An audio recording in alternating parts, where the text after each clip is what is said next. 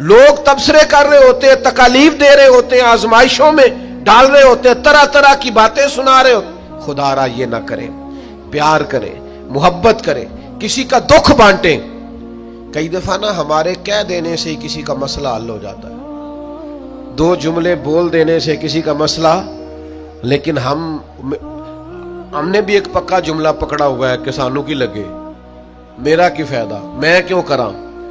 ओ भाई, मेरे अब्बा जी कहा करते थे,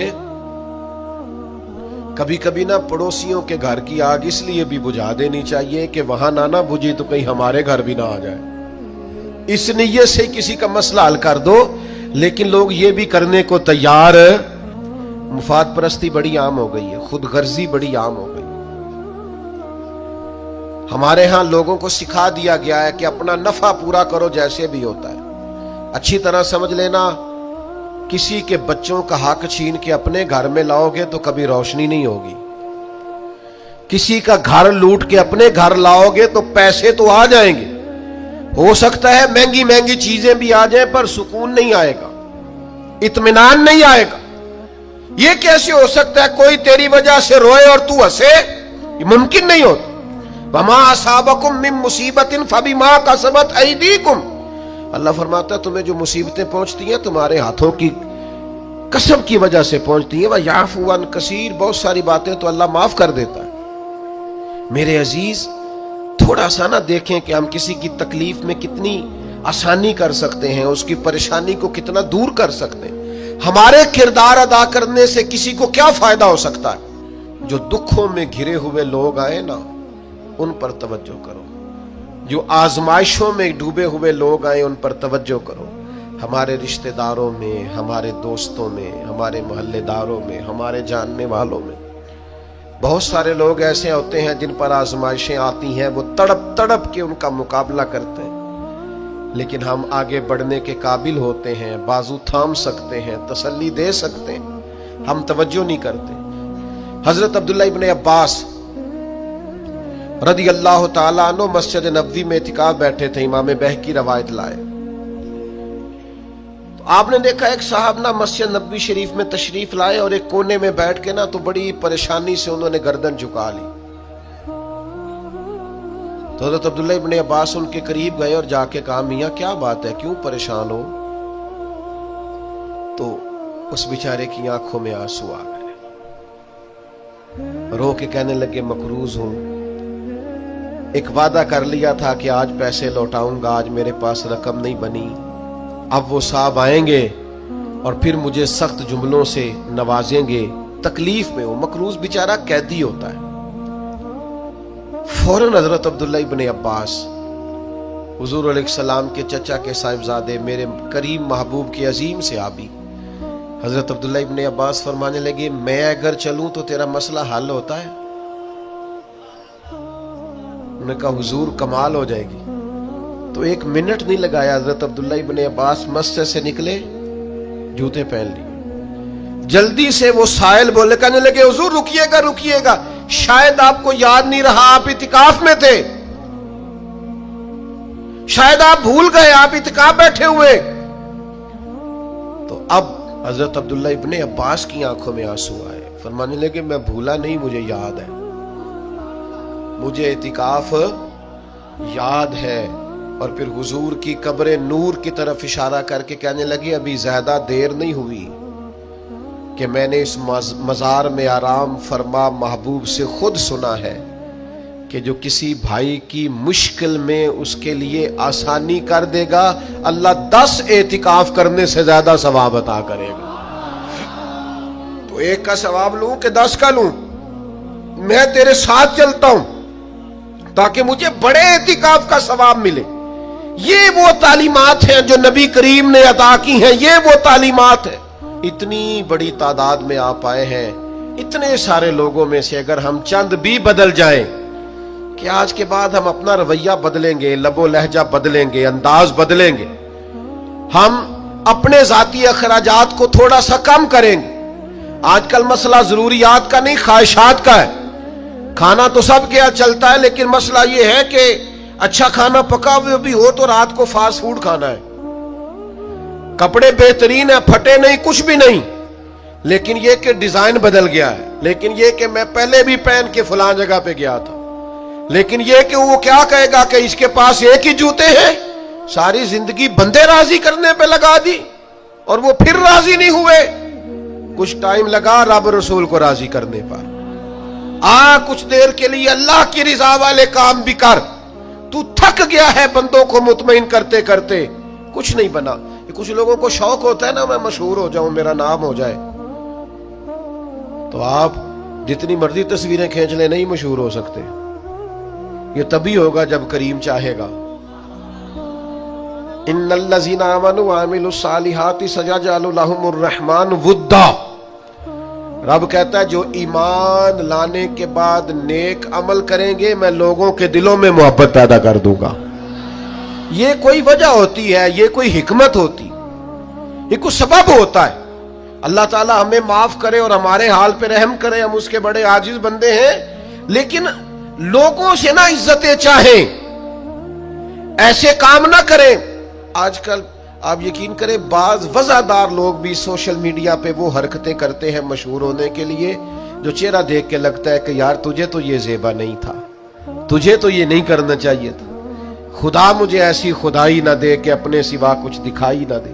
اپنے آپ کو بدلنا، اپنے اندر تبدیلی، ایسا ہونا چاہیے۔ مومن کی شان ہونی چاہیے کہ وہ کبھی کسی دکھی کو دیکھے تو اسے دکھ ہو، کسی آزمائش والے کو دیکھے تو اسے پریشانی ہو۔ مومن کا دل نرم ہونا چاہیے، وہ کسی شخص کی طرف دیکھے تو اسے احساس پیدا ہو۔ یہ کیا بات ہوئی کہ وہ جناب ساری آزمائشیں دیکھتا رہے، دکھ دیکھتا رہے اور اپنی موج میں بھی لگا رہے؟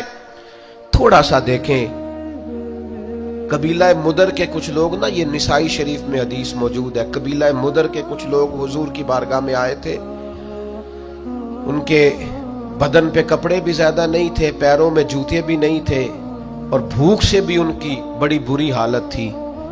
تو صحابہ فرماتے ان کے چہرے دیکھ کر نبی کریم پریشان ہو گئے، ان دکھیوں کو دیکھ کر۔ میں آپ کو ذمہ داری سے کہتا ہوں ہم دکھیوں کو دیکھ کر دکھی نہیں ہوتے، ہم تھوڑی دیر تبصرہ کرتے ہیں، ہم کہتے ہیں یہ میری مان لیتا تو ٹھیک رہتا، بجائے اشک شوئی کرنے کے تبصرہ کرتے، انٹرویو کرتے، بار بار بیک گراؤنڈ کی طرف معاذ اللہ بھاگتے، یہ ڈھونڈو تلاش کرو مسئلہ کیا ہے۔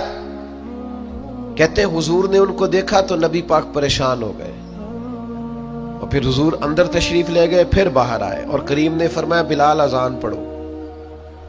حضرت بلال نے اذان دی، نبی کریم نے جماعت کرائی، پھر حضور نے خطبہ دیا اور پھر صحابہ کی توجہ دلائی کہ اپنے بھائیوں کی مدد کرو، ان کے ساتھ تعاون کرو، آگے بڑھو۔ پھر کوئی اشرفیوں کی تھیلی لایا، کوئی کھانا لایا، یہ سیاستہ کی روایت عرض کر رہا ہوں، کوئی کمبل لایا، کوئی شہد لایا، کوئی سرکہ لایا۔ حدیث کے لفظ یہ ہے کہ وہ غریب جب کھانا لے کر چیزیں پا کر وہ غریب خوش ہو گئے تو میرے نبی پاک کا چہرہ بھی خوشی سے جگمگا اٹھا، حضور بھی راضی ہو گئے کہ ان غریبوں کا بھلا ہو گیا، ان کے لیے آسانی ہوگی۔ بھائی آپ اشک شوئی کر کے خوش ہوں، دکھوں کا مداوا کر کے راضی ہوں، ہم گردنیں جھکا کے راضی ہوتے ہیں۔ ہم کہتے ہیں پھر پتہ لگا سنا کیتیاں سنا معذرتاں میرے کو، پھر اتنے منگیاں سنا معافیاں، یہ کوئی مزے کی بات ہے؟ یہ کوئی لطف کی بات ہے؟ گردنیں جھکا کے خوش ہو رہے۔ حضور کے سامنے تو جب قریش مکہ نے فتح مکہ کے دن گردنیں جھکا دی تھی نا، اس دن بھی میرے کریم نے فرمایا تھا جاؤ تم سے دوسری بات ہی کوئی نہیں کرنی، تمہارے ظلموں کا کوئی صفحہ الٹنا ہی نہیں، جاؤ میں نے تمہیں معاف کیا۔ تو یاد رکھیے گا کہ اللہ تبارک و تعالیٰ نے نبی پاک علیہ الصلوۃ والسلام کو اس دور میں مبعوث فرمایا جب چاروں طرف آزمائش تھی، گھٹن تھی، پریشانی تھی، تکلیف تھی، لوگ بہت سخت آزمائش کا شکار تھے۔ تو ظاہر ہے بڑی جلدی تو انہوں نے ٹھیک ہونا نہیں تھا، بڑی جلدی تو ساری چیزیں بدل نہیں جایا کرتی۔ تو اللہ تعالیٰ نے نا پھر اپنے نبی کو بڑی عظیم شانیں عطا فرمائی، اور ایک مقام پہ قرآن مجید نے ارشاد فرمایا کہ فَبِمَا رَحْمَةٍ مِّنَ اللَّهِ لِنْتَ لَهُمْ، اے محبوب اللہ کا کیسا فضل ہوا، رب کی کیسی مہربانی ہوئی کہ آپ اپنے غلاموں کے لیے نرم دل ہو گئے. وَلَوْ كُنْتَ فَظًّا غَلِيظَ الْقَلْبِ، اگر آپ تند مزاج ہوتے، سخت دل ہوتے، اگر تند مزاج اور سخت دل ہوتے، لَانْفَضُّوا مِنْ حَوْلِكَ، تو یہ آپ کے گرد سے پریشان ہو کر بکھر جاتے. آپ کے مزاج کے اندر، آپ کی طبیعت کے اندر جو اللہ نے نرمی رکھی ہے، آپ کے دل کے اندر جو دوسروں کے لیے درد رکھا ہے، آپ کی طبیعت کے اندر جو دوسروں کے لیے احساس رکھا ہے. عزیز بھائیوں، آپ کو پتہ ہے کہ کسی کا احساس صرف یہ نہیں ہوتا کہ اس کو پیسوں کی ضرورت ہے تو پیسے دے دیے جائیں. کسی کا احساس صرف یہی نہیں ہوتا کہ اس شخص کو نوکری کی ضرورت ہے تو اسے نوکری دلا دی جائے. صرف یہی احساس نہیں ہوتا کہ وہ شخص پریشان ہے تو اس کا دکھ سن لیا جائے. یاد رکھیے گا، گمراہ کو رستہ دکھانا بھی بہت بڑی نیکی ہے. جس کا ذہن وسوسوں کا شکار ہو، اسے یقین کامل کی طرف لانا، یہ بھی بہت بڑی نیکی.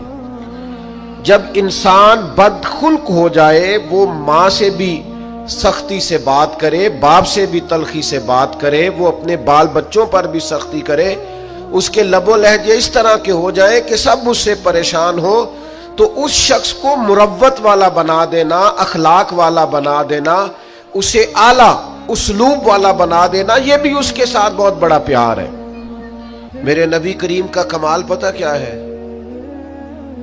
رسول پاک علیہ السلام نے اس طرح کا رنگ دکھایا ہے کہ جو گمراہ تھے نا، وہ دوسروں کو ہدایت کی طرف متوجہ کرنے والے بن گئے. خود نہ تھے جو راہ پر اوروں کے ہادی ہو گئے.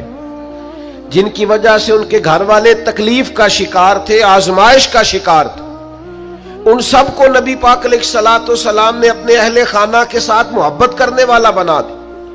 اور اس طرح کے انداز حضور نے بتائے، اس طرح کے طور طریقے سکھائے، اس طرح کا نبی پاک علیہ السلام نے لوگوں کو سمجھا دیا، سکھا دیا. یعنی ایک شخص نے آ کے عرض کیا، یا رسول اللہ میں جہاد پہ جانا چاہتا ہوں. تو حضور علیہ السلام نے اس سے فرمایا، تیرے ماں باپ حیات ہیں؟ یا رسول اللہ ہے. فرمایا تو گھر جا کے ان کی خدمت کر، گھر بیٹھے بیٹھے ہی اللہ تجھے جہاد کا ثواب عطا فرمائے.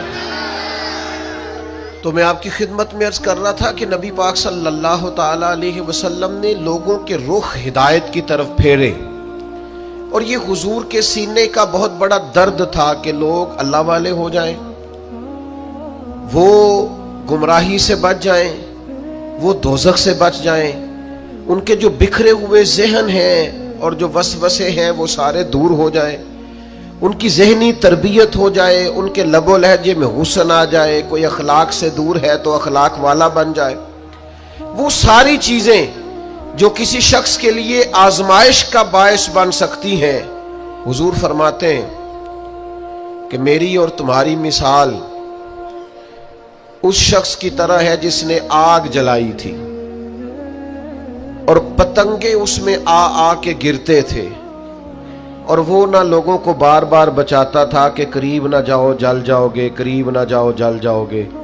حضور فرماتے ہیں تم بھی دوزخ کی طرف جاتے ہو اور میں تمہیں بار بار بچاتا ہوں، قریب نہ جانا جل جاؤ گے، یہ کام نہ کرنا جل جاؤ گے، یہ کام نہ کرنا جل جاؤ گے. بار بار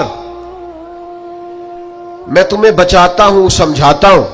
تو میرے عزیز نبی پاک صلی اللہ تعالی علیہ وآلہ وسلم لوگوں کی تربیت فرماتے، لوگوں کو ایک دوسرے سے جوڑتے، آزمائشوں سے انہیں نکالتے. ہم نہ توجہ نہیں کرتے لوگوں کی تکالیف پر، ہم نہ ایک عجیب سی شہرت کے شوقین ہو گئے، عجیب سی تعریفوں کے شوقین ہو گئے. عجیب ہمارا، میں نے بچے سے منع کر دیا، میں نے کہا میرا اعلان بھی نہ کرنا. مطلب 2-4 دفعہ اپنا نام سن کے، القاب سن کے، قبلہ ہیں، علامہ ہیں، پیر ہیں، کتنی کو نفس کو تسلی دے لینی. چیزوں سے نکل آئیں، اب حقیقتوں کی طرف آئیں. سادگی کا وہ حسن اختیار کریں جس میں برکات ہوتی، وہ چیزیں لے کے آئیں جس سے ٹھنڈک پیدا ہوتی. ہر چیز کو شو آؤٹ کرنا، ہر چیز کو بتانا، دکھانا، سجانا، سنوارنا، تھوڑا سا اس سے باہر نکلیں. حقیقت کا سفر کرنے کی ضرورت ہے۔